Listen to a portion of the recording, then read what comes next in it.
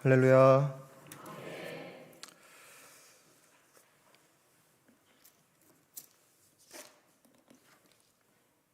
오직 예수님만 전하겠습니다. 성도님들도 예수님만 기억하시고 또 믿음으로 그 말씀을 받는 시간이 되기를 축복합니다. 생명의 말씀은 담임 목사님이 일러주신 것처럼 예루살렘 성의 건축 과정입니다. 오늘 말씀은 느헤미야가 이 무너진 예루살렘 성을 건축하려던 때의 이야기입니다. 느헤미야는 이스라엘보다 바사 제국에서의 생활이 더 익숙하고 바사의 지식과 사상, 문화가 편했을 사람입니다. 다시 말하면 느헤미야의 부모는 유대 정체성이 확고히 있었을지 몰라도 자식인 느헤미야와 그 세대는 다소 정체성이 약하고 오히려 바사의 그 인생 방식이 더 익숙했을 것입니다. 그럼에도 느헤미야는 자기 조국이자 선조들의 나라인 이 유대 땅을 사랑했습니다. 그래서 예루살렘이 황폐해졌다는 소식에 진심으로 슬퍼할 정도로 이 유대 땅을 향한 각별한 애정을 보였죠. 느헤미야가 조국을 사랑한 원동력이 무엇이었을까 생각해 보기를 느헤미야 1장 5절부터 그의 기도가 나오고 여기서 우리가 좀 유추해 볼 수가 있는데요. 그중 9절과 10절에는 다음과 같이 기록되어 있습니다. 느헤미야 1장 9절 10절입니다. 만일 내게로 돌아와 내 계명을 지켜 행하면 너희 쫓긴 자가 하늘 끝에 있을지라도 내가 거기서부터 그들을 모아 내 이름을 두려고 택한 곳에 돌아오게 하리라 하신 말씀을 이제 청하건대 기억하옵소서.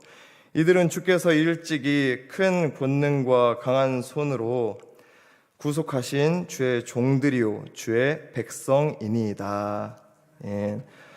느헤미야의 원동력은 따라해 볼까요? 말씀과 약속. 할렐루야.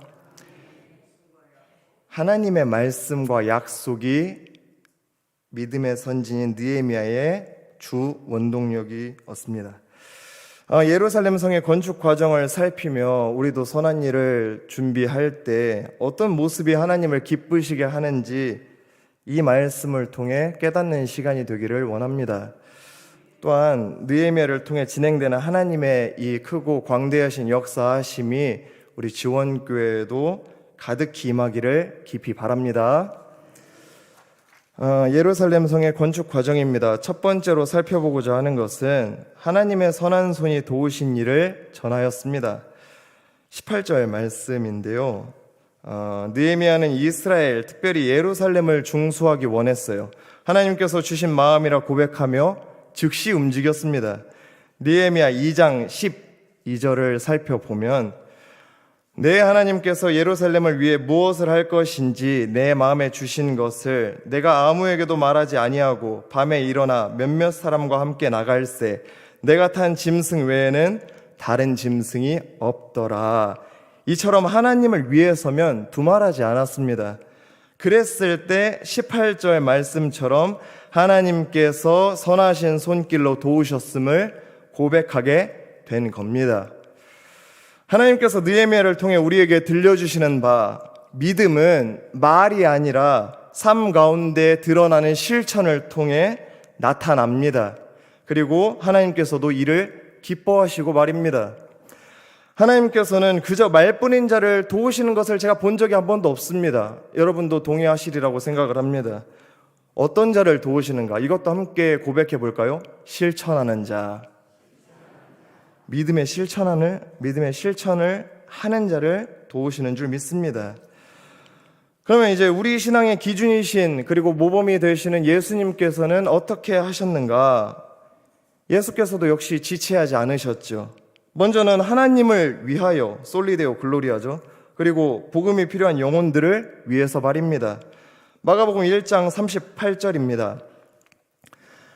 이르시되 우리가 다른 가까운 마을들로 가자. 거기서도 전도하리니 내가 이를 위하여 왔노라 하시고, 이처럼 믿음의 선진과 예수께서는요, 하나님의 뜻이면 그냥 즉시 두말 없이 움직였습니다.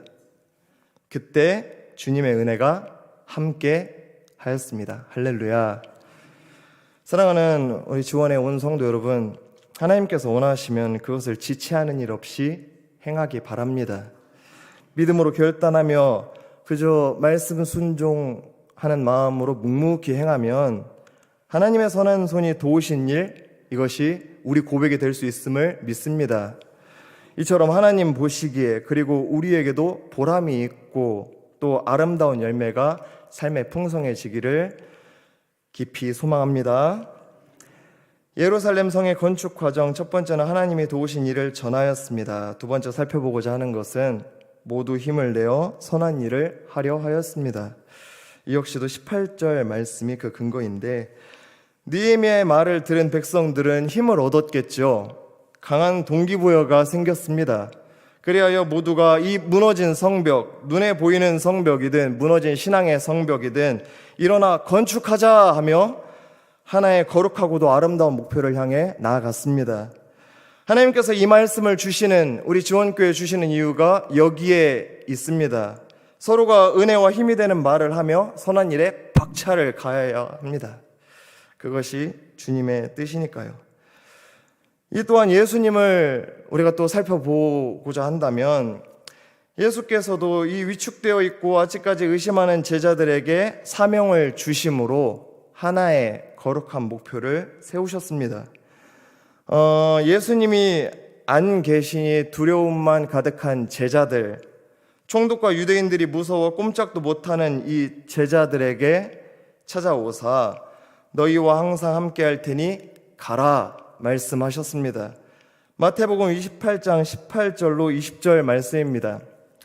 예수께서 나와 말씀하여 이르시되 하늘과 땅의 모든 권세를 내게 주셨으니 그러므로 너희는 가서 모든 민족을 제자로 삼아 아버지와 아들과 성령의 이름으로 세례를 베풀고 내가 너희에게 분부한 모든 것을 가르쳐 지키게 하라. 볼지어다, 그 9절부터는 함께 읽어볼까요? 시작. 볼지어다 내가 세상 끝날까지 너희와 항상 함께 있으리라. 할렐루야. 우리 주님이 세상 끝날까지 누구와 함께 있겠다고 하셨죠? 다시금 고백해 볼까요? 우리와 항상 함께 있으리라. 임마누엘이죠. 끝날까지 함께 하리라 약속하시는 주님을 의지하여 여러 선한 일을 감당하는 우리 지원의 온 성도가 되기를 주님의 이름으로 축복합니다. 이때 아니면 우리가 못할 것들이 참 많은 줄로 압니다. 우리가 지금도 함께 하시는 주님을 바라보고 다시금 짚고 넘어갈 것, 하나의 거룩한 목표를 세우기 바랍니다. 또한 우리 앞에 펼쳐진 사명과 사역을 차근히 이루어 이 믿음의 성벽을 견고히 세워가기를 깊이 소망합니다. 말씀을 맺을까 합니다. 예루살렘 성의 건축 과정 하나씩 살펴보고자 하는데, 첫 번째, 하나님의 선한 손이 도우신 일을 증거하며 먼저 그 은혜를 나타내었습니다. 두 번째는 모두가 강한 동기부여와 함께 힘을 내어 선한 일을 하려 하며 하나의 거룩한 목표를 향해 나아갔습니다. 이 말씀을 깊이 새겨 우리 지원의 온 성도도 주 하나님을 의지하기 원하고요. 더불어 은혜를 고백하며 하나님께서 주신 아름다운 목표를 향해 나아가는 그 은혜로운 모습이 우리 삶에 가득해지기를 주님의 이름으로 축복합니다.